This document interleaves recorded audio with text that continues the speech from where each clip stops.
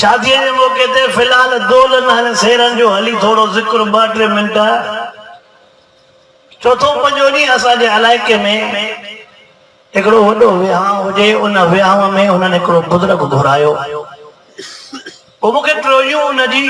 उन बुजुर्ग जी दाह पाजन से असां वडो खर्च कयोसे। आलम सगोरो आयो भी पर से वाइज न कहीं मोटी हलियो वियो। मां चुम यार नालो एड़े बुजुर्ग जो खणो था जेको चिड़ंदो ही कोने, भला थोड़ो सबब त ॿुधायो। सही एडो वडो सबब न हो। वो आलम सगोरो भी जिए जो पातो न, असां भी जो कुंवार परणाए पाता से पोसे असां जे डाक्सन में 4-5 लौड आया से। वो सेरा और डानस हलंदी भी अचे डाक्सन में। वो आलम दिसी कावड़े मट शाबाश आता दे ईमान के। ओरे आलम के घुरायो तो वाइजो कर होरे कुरारी डाक्सन में नचंदी अचन, सेरा चौंदी अचन। ताजे गाड़ी में डेग हले पई, कुरारी भी 18 सालन जो थी वई, अञा भी चौदा त आलम मोटी वियो। माजो न ता के छा चयो उन ये चयो त बाबा हाणे ता फिलहाल शैतान लथला हली यो खोड़ा मां वरी पो ईंदो में हली ता शैतान घेरो घेरो कई बिठो। हे जेतरा राग हे जेतरा साज फिलहाल ता हली इन ते गुजारो कयो, पो जरे न को वांदा थियो त पो कनी दिसंदासे। चुन आलम सगोरे जो बेड़ा वडा होशियार हो, शैतान ऐं कुरान बई गड था खुश कयो। या तो कुरान के खुश कयो या शैतान के खुश कयो। चल अल्लाह सही असा के कुरान खुश करने की तौफीक अता फरमाए। रसूलुल्लाह सल्लल्लाहु अलैहि वसल्लम खुश करने की तौफीक अता फरमाए। रब सही चल असा के पंहिंजी रजा भी नसीब फरमाए। अर्ज को क्या शादी जो मौको ऐं अवां आलमन सगोरन जा वाइज बुधंदड़ हो, वरी वडड़ा खोड़ तजर्बेकार वेठा आन के हिक शादिन वारा भी हुंदा, मता खणी के 2-3 ते भी हिसाब बीठो हुजे। आए त नसीब जो मसइलो, हाणे आए त नसीब जो मसइलो। सूरत निसा मां जे साम्हूं सूरत निसा में कुछ तिलावत कया। इन सूरत निसा में अल्लाह सही तवा असा के पंजे घर सा हलन जो सबक दिनो। निसा भी लिखल हन त औरतुन जा हक भी लिखल है। अवा के याद है तो मां सरदार जे वियाव ते बुधायो, मर्दन जा 36 हक, मुर्सन जा 36 हक, जालुन जा 18 हक। घणा? जालुन जा 18, मुर्सन जा 36। उए भी मुर्स मथे आ ना बा, अगु तो मुर्स जो मथे ही मथे आ। महबूब मुस्तफा करीम सल्लल्लाहु अलैहि वसल्लम के रब करीम फरमायो, ओ मुजा महबूब बुधायो लिखो कलामुल्लाह में पयो तेरो न्या पोजन रब्बना हब लना मिन अज़वाजना व ज़ुर्रिय्यातिना कुर्रत आयुन वजअलना लिल मुत्तकीन इमामा। सुभान अल्लाह। गजल दुआ शाजिला अवल घरवारी जे लाए दुआ, घरवारी खां बाद में बच्चन जे लाए दुआ। अवल शादी लाए दुआ तो घरवारी जे लाए, पो अब औलाद पो थींदी आ कि अॻ में थींदी आ? साईं हाली शरीफ वारो हिकिड़ो शख्स दुआ घुराई से, दुआ घुरो तो अल्लाह से साले बच्चा दे। वरी कुछ वक्त गुजरियो, साल 1.5 वरी आयो से दुआ घुरो तो से के साले बच्चा मिलन, अल्लाह से साले बच्चा नसीब करे। वरी दुआ करे अल्लाह अल्लाह से बुजुर्ग वड़ा सही जे दुआ घुरी। वरी 3 साल आयो, पो उते वेठो उन जो माइट चेसे इन को दुआ इन को इहो भी पुछाक चयो त शादी कई थी, चे शादी कई थी, चेसे भला हाणे हिन भेरे ज़ाल जे लाइ दुआ घुरो, चे बाक़ी 3 साल रे 12 जे लाइ दुआ को घुराए। शादी अञा कई कोने, 3 साल में वठी करे चयो तो ॿार ने कुछ अवल त शादी जी दुआ घुरा न। अवल त अल्लाह सही कलामुल्लाह में पेरे नंबर ते घर वारन जे लाए दुआ सेखारी, रब्बना हब लना मिन अज़वाजना व ज़ुर्रिय्यातिना कुर्रत आयुन। रब फरमायो मुंडा बांगड़ो मां रब को दुआ घुरो, ए असां जा रब असां के घरवारी अखिन जो ठारो दी जाए। सुभान अल्लाह। घरवारी थोड़ो तवज्जो कर कलाम अल्लाह में लिखियो पियो आहे घरवारी अखियुनि जो ठार आहे वरी महबूब साईं हे लफ़्ज़ फरमाया कुर्रतु ऐनी फी सलात साईं फरमायो घरवारी भी अखियुनि जो ठार नमाज भी अखियुनि जो ठार छा फरमायो कुरान तो चवे घरवारी अखियुनि जो ठार महबूब फरमायो त नमाज भी अखियुनि जो ठार तहांजी मर्जी अखियूं ब न बा अखियूं वाणे नबी से भी एक नमाज चई एक घरवारी चे पो आज के छड़ो ता घरवारी जे ला घोरो ए नमाज के छडे दियो त पो भी कम असा वटे हुआ घोट नबी नमाज पढ़े पर शादी में कुरारियूं कुंवार जे अजर कपोती ते सजदो जाराईंदस कोशिश कंदम त घणो मा हेठ न लाया इंसान आ पर ज़बान आलो लकोड़ा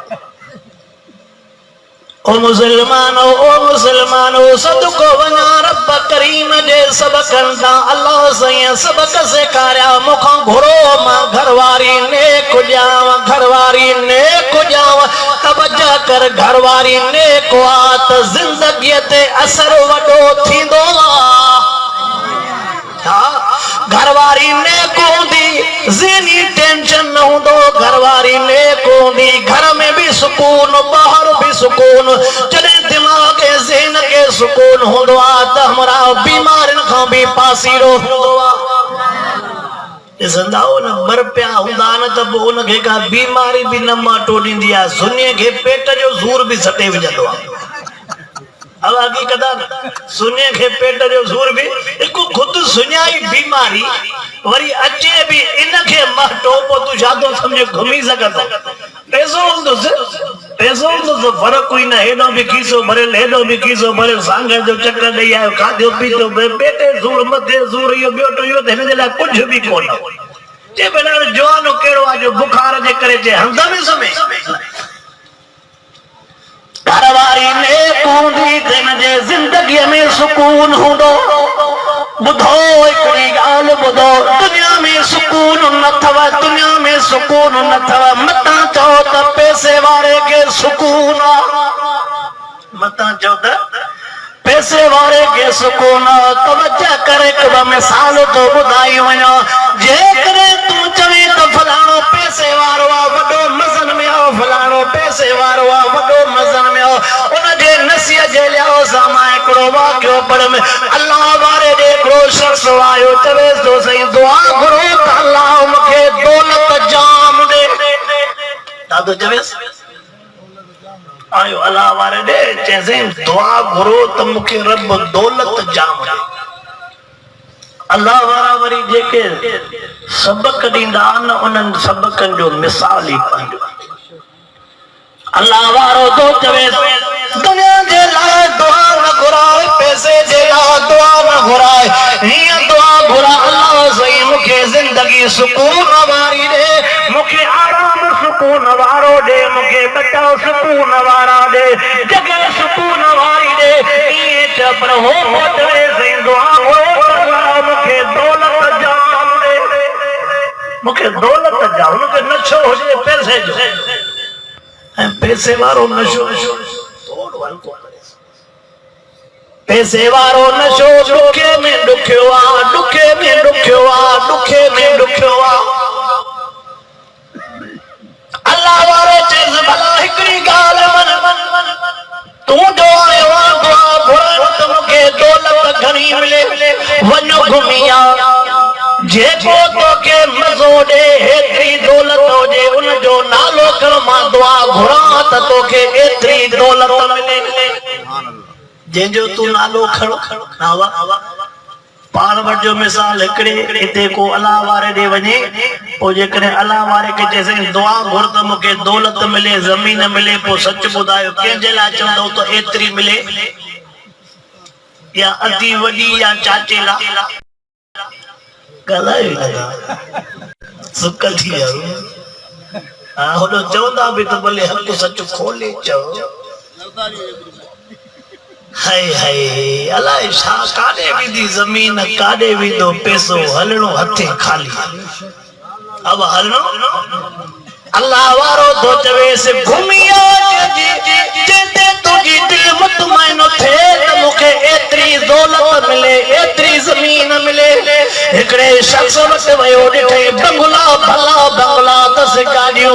वतस नौकर चाकर तो चवे तो यार मां तुझे दुनिया में मुतमईन मां बुजुर्ग को दुआ घुराण दिला चवा उन चवा बनी करे ते दिल मुतमईन थे उन दिला चे माजी ते दिल मुतमईन थिया मां अल्लाह वारे के जवा तो दुआ घुरे तो मुके एतरी दुनिया मिले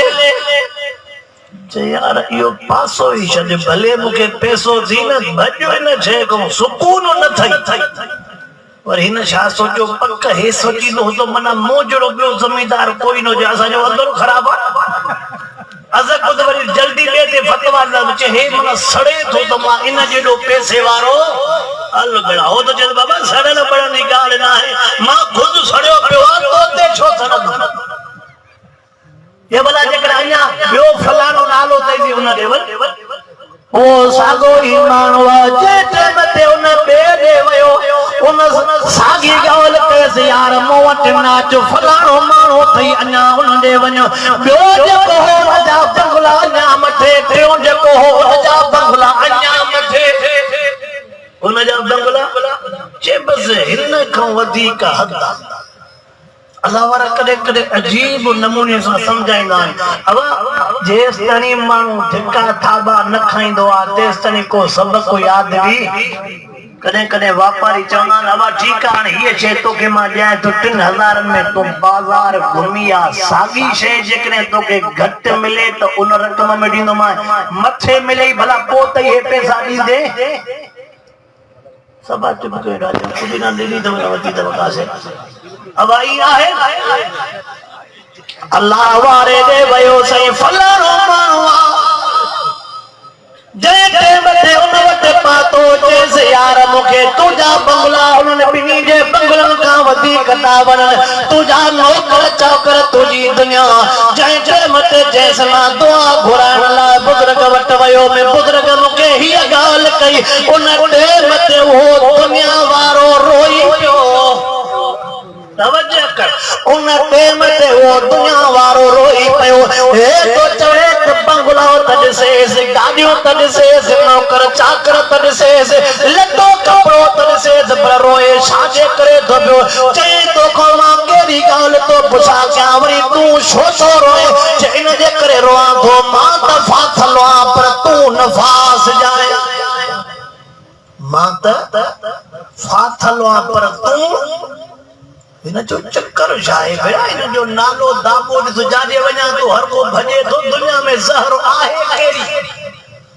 उन जो यार अल्लाह जो वास्तो सी मुके हकीकत बुधा उन त बिने भजायो तू मुके हकीकत बुधा बुध जे हकीकत वो रोई करे चवेस तो वाकई मोट दौलत जाम पैसो जावा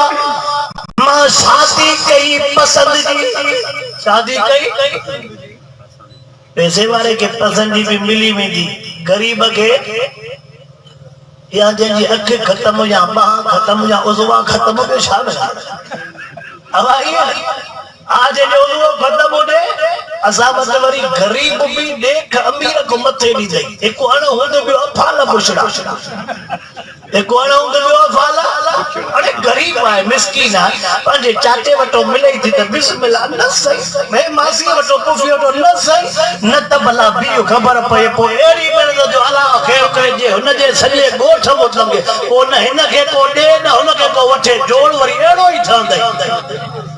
आना उन ते को भी न को हिन के को दे यार गाल बुध मां पंजे में जिंदगी जो दास्तान तो बुधाया चे बुधा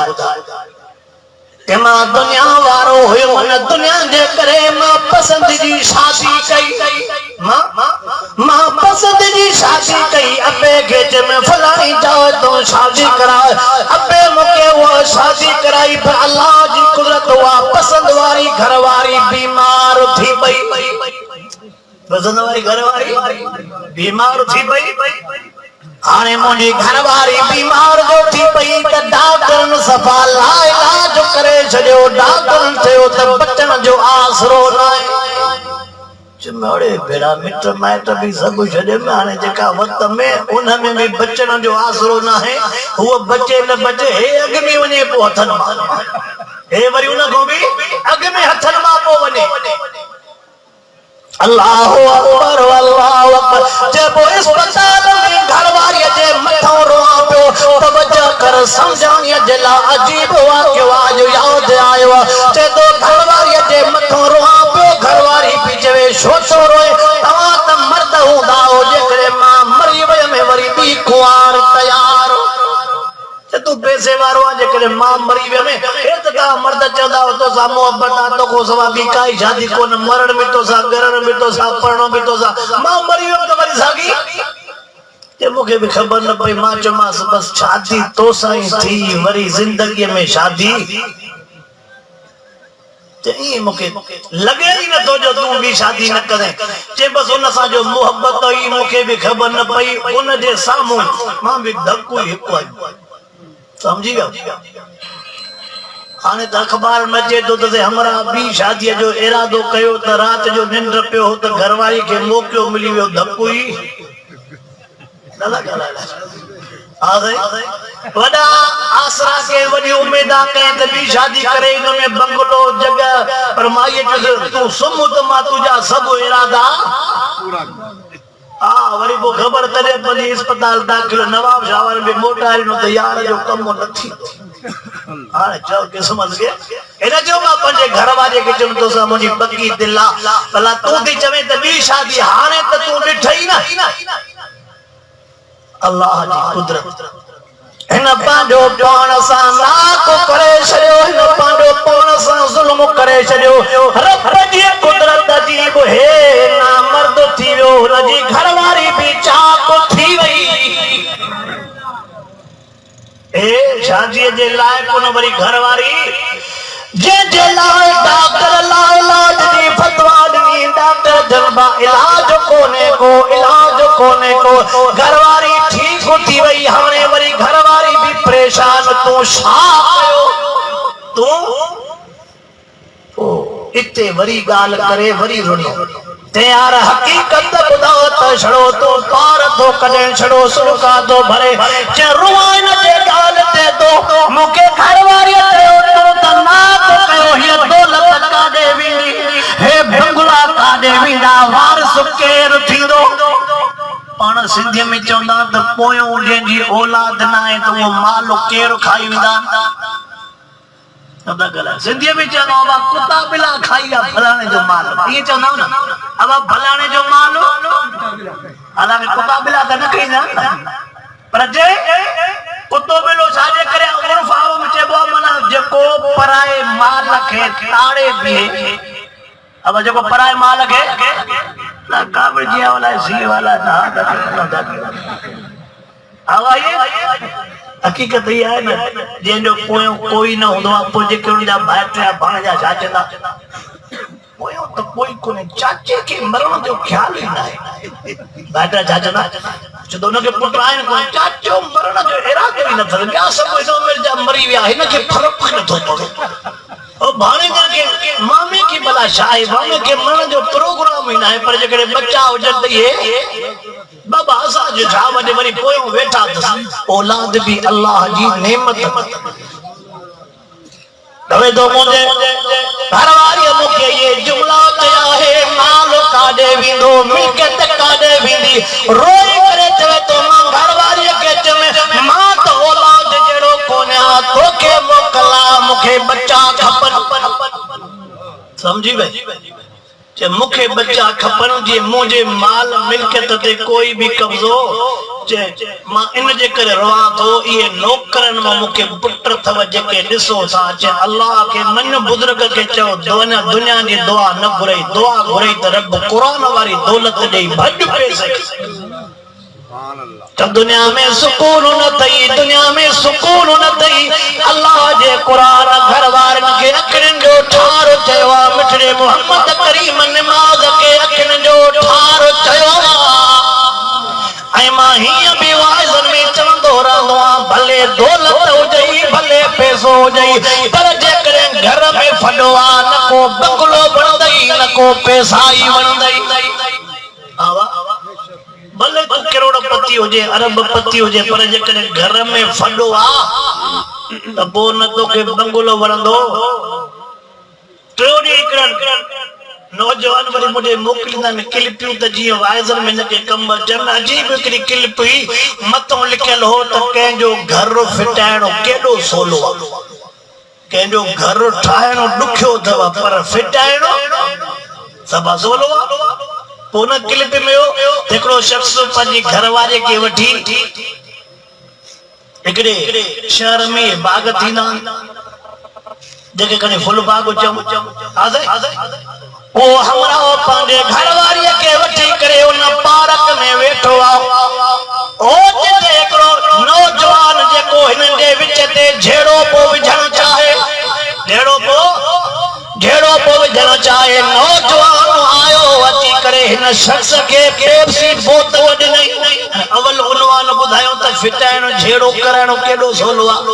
मुड़ुस ॾियाॾो पेप्सी झले बीठो, चए मूंखे त ख़बर आहे तूं पेप्सी शौक़ सां पीअंदो आहे, भला हीअ तुंहिंजी छा थिए? चई घरवारी। चए हीअ बि पेप्सी पीअंदी आहे या जेका कल्ह ॿी माई गॾु हुई उन वांगुरु मलाई खाई? जोणस जो ॿुधो, कल्ह गॾु त जोणस जा तारा पटिजी विया। जोणस जा मुड़ुस खे चए कल्ह केरु गॾु हुई? चए क़ुरान खणा, हे अलाए केरु आहे? चए अलाए केरु कीअं? चए तूं हुनखे सुञाणे थो? चए ॿियो त मां नथो सुञाणे, हफ़्ते में 3-4 दफ़ा कॾहिं कहिड़ी माई वठी ईंदो आहे। वरी जो इहो ॿुधो, जोणस त अञा बाहि थी वई, अञा बाहि थी वई। चए तूं मूंखे ॾिठो काथे आहे? चएसि नाराज़ न थी, अगरि तूं हुनखे छा पोइ चए त मुंहिंजी दिलि थी चवे त मां तोखे हथ सां आइस्क्रीम खारायां। जोणस चयो छा ॿियनि खे हथ सां खाए? मूंखे क़ुरान खणा, तोखे ख़बर ई कोन्हे हे छोरो आहे केरु? हिनखे तूं सुञाणे थो? चए मूंखे ॿी त ख़बर कोन्हे। वरी उन ॿी धारी औरत खे चए पोइ तुंहिंजा वार खुलियल त मूंखे केॾी वणे थी? जोणस चयो त मुंहिंजा वार खुलियल हूंदा तूं चवंदो आहे त जिन्नू थी लॻे, वरी ॿियूं तोखे वणनि थियूं? अबा पार्क में झेड़ो थियो, उन्हनि में झेड़ो विझाया, झोड़ो निकिरी। पोइ हुन उनवान ॾिनो त ॿिनि खे वेड़ाइणो ॾाढो सवलो आहे पर ॿिनि खे ठाहिणो जीअं कॾहिं कॾहिं हिते त न हूंदो,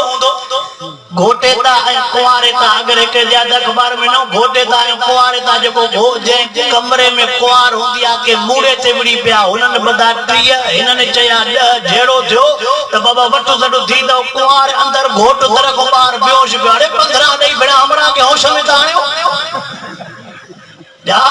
वो मूड़े दर खोलाने ते इधर न हूंदो भाई,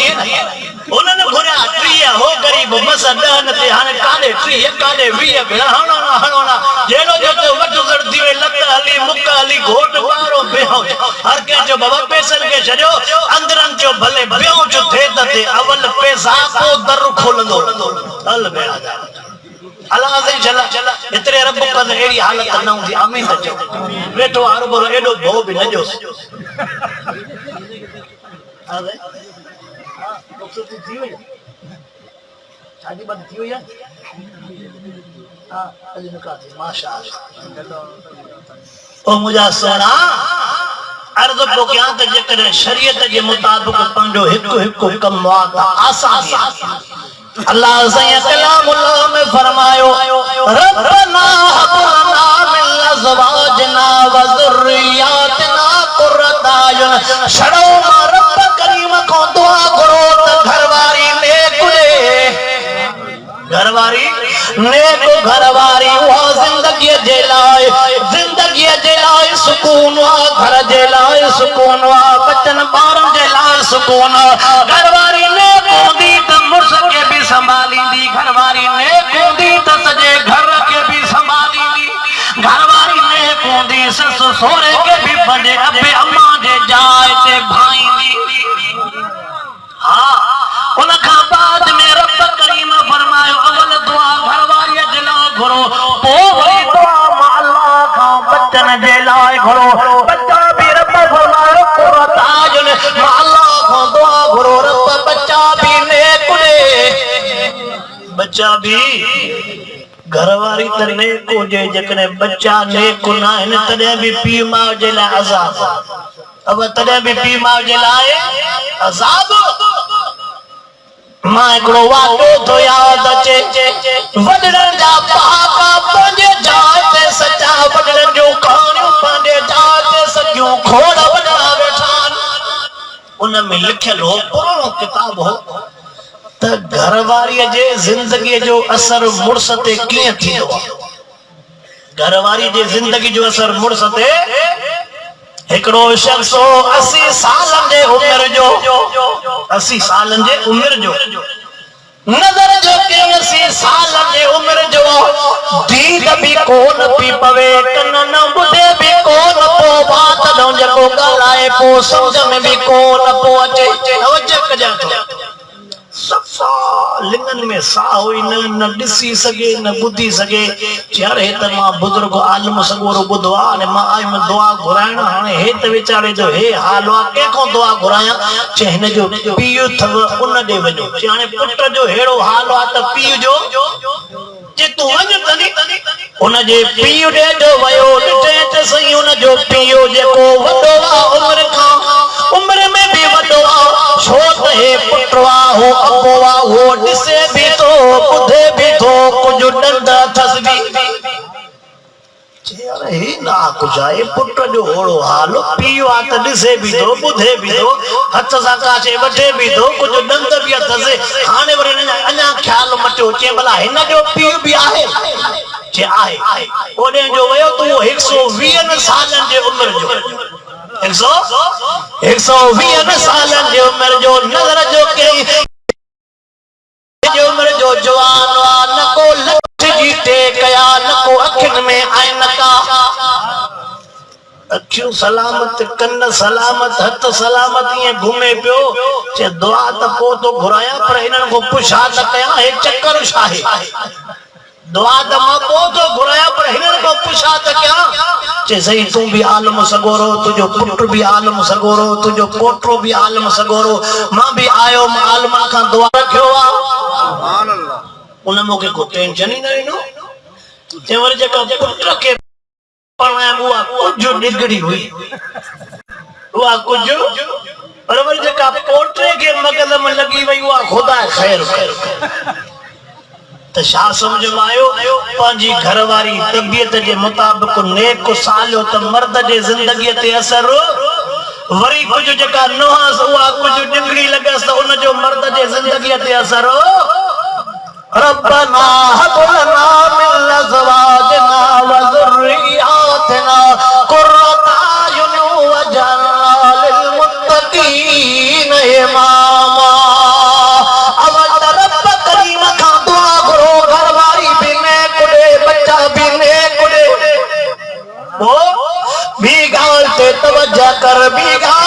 तवज्जो कर जने अल्लाह सही तो के घरवारी बिने कुडनी हाने तुझे मथों घरवारी जा हक शुरू थियो जने वरी तुझा बच्चा जवान था तो बच्चन जा बार भी तोते आया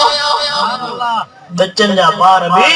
तवज्जो कर औलाद जे हक में हे भी अकवा जेका पान शादी करे हुआ घरवारी नेक सालियो हुआ घरवारी नेक सालियो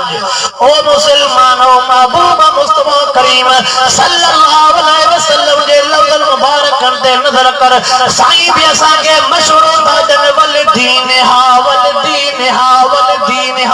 महबूब सजी हदीस मुबारक तो बुधाया साईं फरमान ता पाजे बच्चे के शादी अड़ी करा जाए या पाण भी शादी अड़ी करा जाए जेका दीनदार होजे जेका दीनदार होजे मां दीनदार जो मिसाल बुधाया पांजे खैर पर बीरत जो आजिज भाई जी हमरा शादी करे आयो मौलवी अलमैन जज शादी अलमैन करे आयो सुबह जे टाइम ते घरवारी सवेर उठी चे अल्लाह जो फर्ज भी तो के पढ़नो नमाज पढ़नी आ हां हे उठोई सदाई 10-11 बजे वरी मुलानी उतारो साधा रात जेको रात जो 2:30 बजे छोरो सुमे उठे वरी जने 10-11 बजे पिण से बजे ड्यूटी ते हलियो धंधे ते अञा छोरो सुतो पियो आ चेस गाल बुध साल तू आए मां मुड़सो आ तू मुड़सो नाहे मां जेड़ी बलो था मां हुन बि कुछ न चयो हुन वरी छा कयो फ्रिज में थधो पानी खई सॼो ई मथो वारे आगे से थधो पानी जग जो मथो हारे से जडे खबर एकड़ो घोड़ा कन्या बियो भी अचे जमा उठा तो ना हां जमा पोचे जेका मुके सुबह जे नमाज जी आदत में थी ज़ाल पुछे भी न पी ये बब जग थदा फिर जे हारे भी बच्चो में भला हुन कोन सड़ा को भी भला वुजू करे नमाज पढ़ा अब फर्क को थियो ना ते बस वरी जो पेरियो सुबह जी नमाज छड़ो शुरू के में वरी सुमी पो वरी डिटम त घरवारी दौर भी करे थी नमाज को पो वरी मां भी होया दौर भी शुरू कयो उनका बाद में हाने नमाज मां भी पढ़ा मुझा बच्चा पढ़न घरवारी दौर मां भी क्या मुझी घरवारी भी करे उन जो नतीजो यो आ त जो सजो घर नेक नमाजी हर को चंदो आ यार घर त फलाणे सुभान अल्लाह घरवारी नेक जो फायदो आहे ना ओ मुसलमानो अल्लाह जी नेमत नमा हिकड़ी नेमत तव घरवारी जो नेक हुजण महबूब से भी फरमाई पंजे बच्चन के नेक सालियो न्याणी दी जाए पंजे बच्चन के नेक सालियो न्याणी पढ़ा जाए न्याणी वालों के भी हुक्म पंजे न्याणी के नेक सालियो बच्चो दी जाए बिनी के हुक्मा पुत्र वारो आ त उनके हुक्मा त छोकरी नेक सालियो बोले देस छोकरी वारो आ त उनके हुक्मा त उनके मुर्स नेक सालियो असा वरी छा चंदासे हुजे को जमींदार भले शराबी हुजे मुंजो छा वने पर छोकरी के रखंदो सुकून सां जेको हूंदो ई नशे में धुत त तुम्हारी छोरी के सुञाणी दो नदा गला नाराज न थींदो न पाण में को बुधे त कोन थो जेको हुजे शराब में धुत जेके न भेण जी खबर न मां जी खबर असा चऊं हुजे पैसे वारो हुजे बंगले वारो हुजे पैसे बंगले वारो पौधाल के भले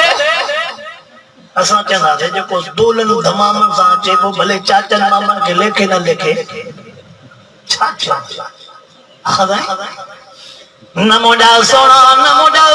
अल्लाह जे हबीब असा के सब कुछ बुधायो अल्लाह जे हबीब असा के सब कुछ बुधायो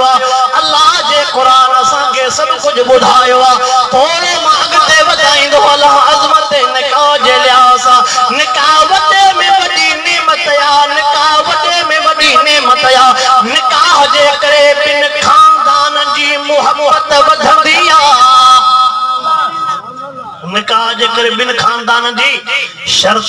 थोड़ो शर्त भी याद कंदो जाए शर्त ही वात बिनी के निभाण जी नियत हो जे पर जे करे छड़ो पलांद जे ला छोरो पणायो थे त यो घर भी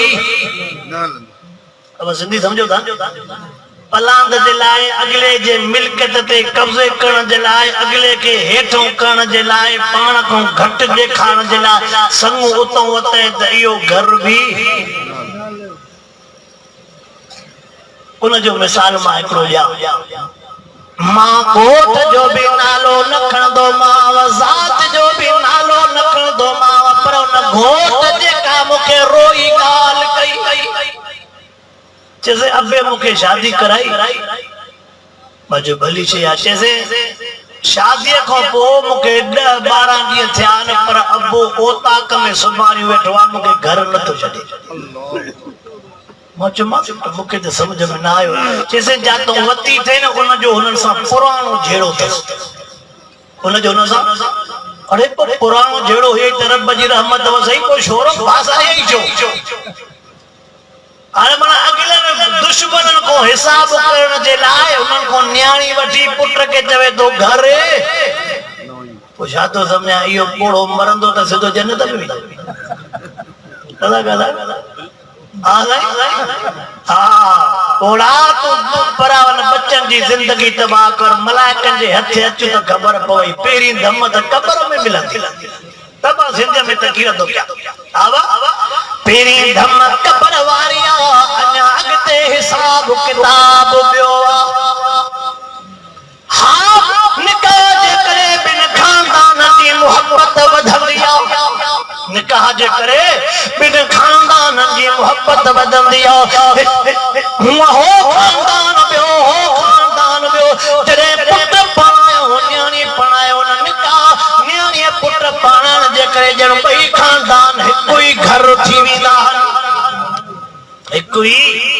घरो थींदा ऐं ॿुधो मां हिकिड़ो अजीब कंहिं बुज़ुर्ग जो बयान ॿुधो मुंहिंजी दिलि चवे थी त उहो बि तव्हांखे ॿुधायूं उन बुज़ुर्ग जो बयान हो काथे मस्तूरात जे जलसे में लेडी जा जलसा थींदा मां बि खोड़ न्याणनि जा जलसा थिया आहिनि पर्दनि में पोइ हिकिड़े जाइ ते कमरे में विहारींदा आहिनि उन मस्तूरात हूंदियूं आहिनि उते वाइल खोड़ मां बि कया उन बुज़ुर्ग जो अजीब बयान न्याणियुनि वेचारनि खे अजीब सम्झाणी पियो ॾे चइबो ओ मुंहिंजूं न्याणियूं ओ मुंहिंजूं धीअरियूं ओ मुंहिंजूं अमड़ियूं ओ मुंहिंजूं भेनरूं तव्हांखे छा थियो आहे जो पराए घर में पहुचण खां बाद में जल्दी फ़ैसिलो कंदियो त पीउ माउ खां जुदा थी मुंहिंजूं अदड़ियूं तव्हां जीअं जो घर पराए में पहुचंदियो त ॿिए ॾींहुं तव्हां मुड़ुसनि जा कन भरींदियो त छॾ पीउ खे छॾ माउ खे हिननि खे छॾ पोइ जीअं चवंदे मां अबे अम्मा खां सभु कुझु वठी ॾींदीमांइ हो सोचींदो त बाबा जो कचो कमरो आहे मथां सावरनि जे कढ लॻा त मूंखे थी सघे थो बीमार जाइ खणाइजे अड़े या हटड़ीअ मूं हटो या हटड़ी चटो मथां तूं वरी हट खणाए अजीब समझाने बोले ओ मोटियो न्याणियों जेकॾहिं तव्हां जो पराई अमड़ जो जिगर जो टुकड़ो जुदा कयो आहे ओ मोटियो न्याणियों पराए घर में पैर रखण खां बाद में जेकॾहिं तव्हां पराए जिगर जो टुकड़ो जुदा कयो चवे थो ओ न्याणियों यादि रखजो सुभाणे तव्हांखे बि अमड़ थियणो आहे न्याणी अॼु तूं पणजी आई है तूं चवे थी मुड़स मुंहिंजो पीउ माउ खां जुदा थिए सुभाणे तूं बि अमड़ थींदीअ तोखे बि पुटु थींदो चइबो जॾहिं तुंहिंजो पुटु वरी वॾो थिए तूं पुटु पणाए पोइ साॻियो ई शर्त थिए त माउ खां जुदा थी पोइ तूं छा कंदीअ अब वॾी सम्झाणी चइबो ओ न्याणी अॼु पराए बचन खे जुदा न कयो अॼु परावन बचन खे पीउ माउ खां जुदा न कयो जेकॾहिं तव्हां पराए बचन खे जुदा कयो त सुभाणे तव्हांजा बच्चा वरी तव्हांखे जुदा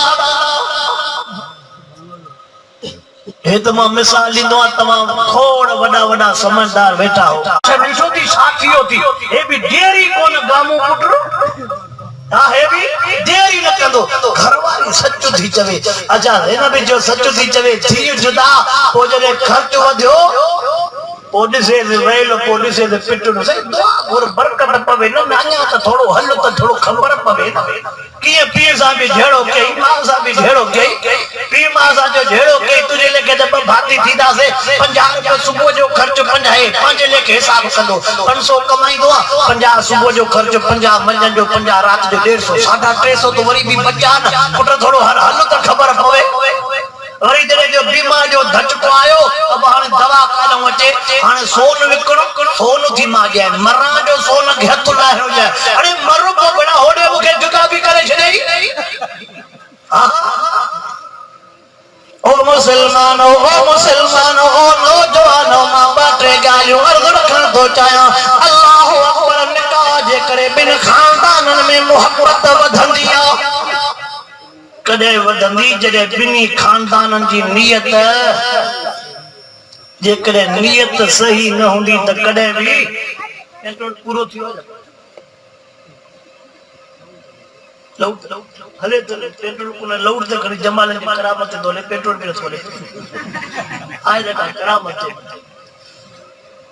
तब जो अब्दुल्ला के पेन पल्लो खयो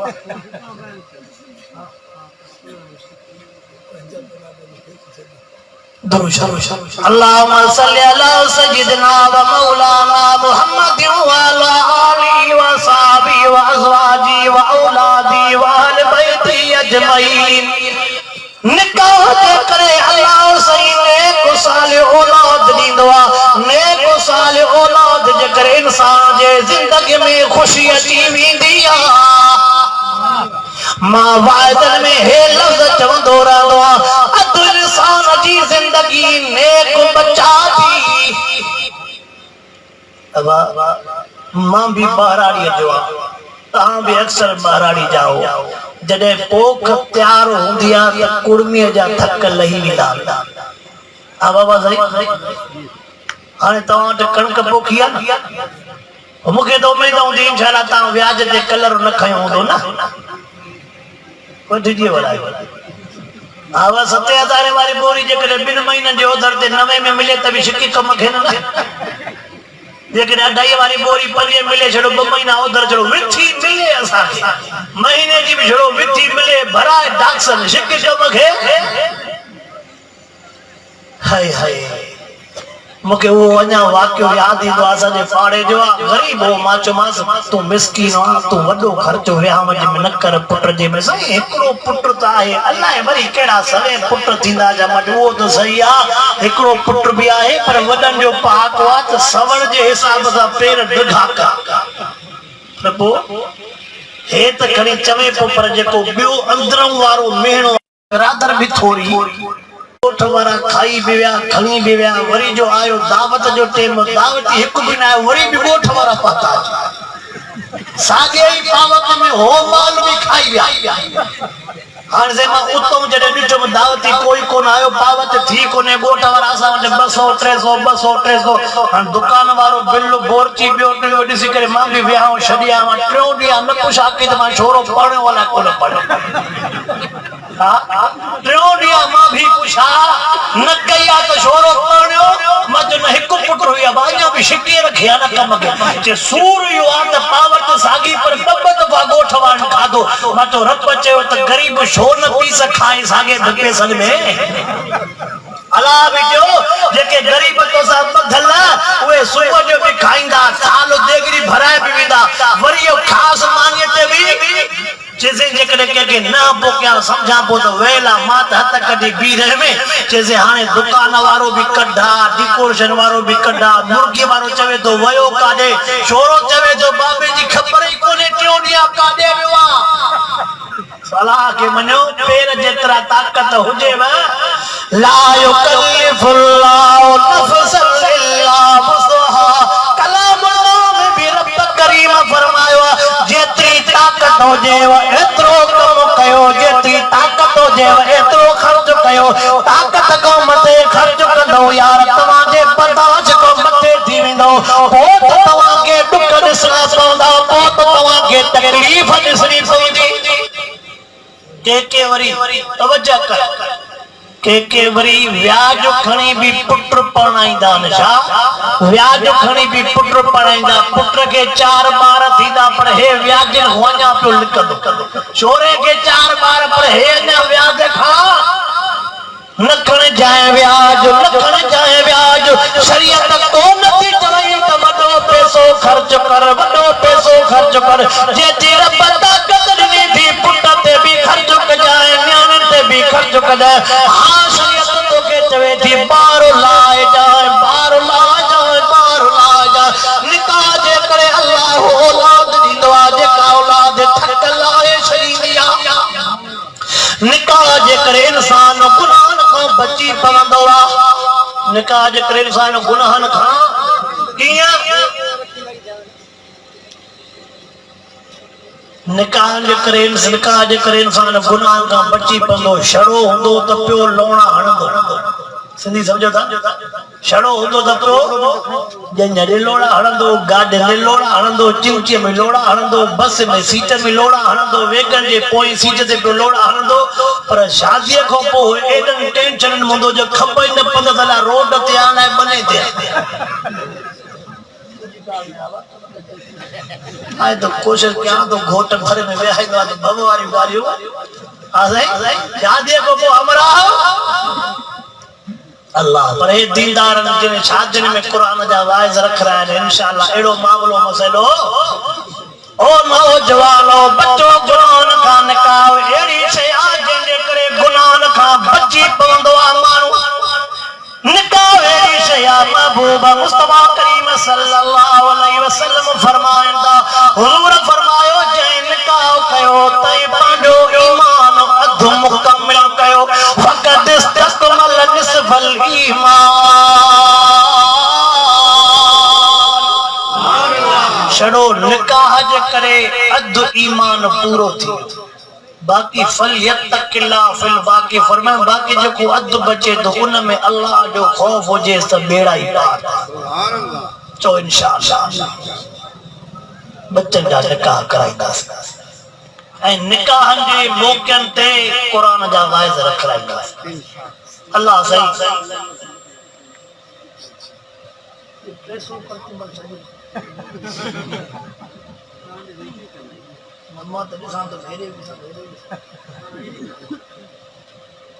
चो इंशाअल्लाह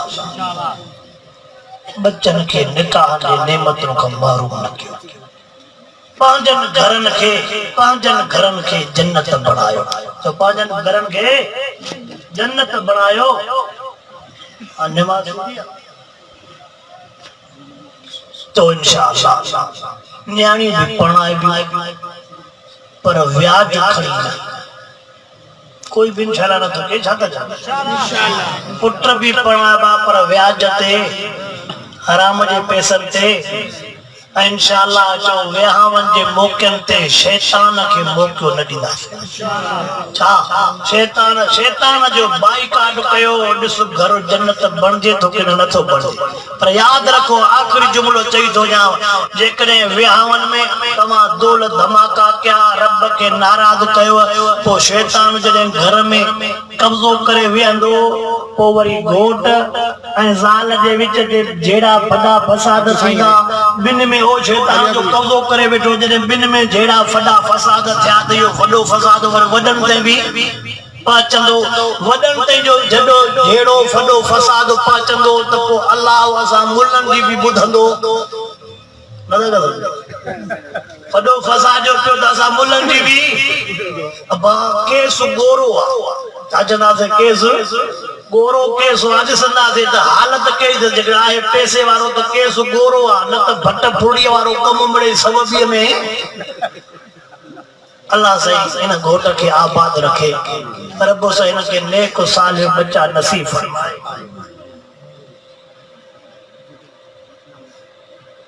जेके वीचारा बीमार आहिनि मोहम्मद ज़ुबैर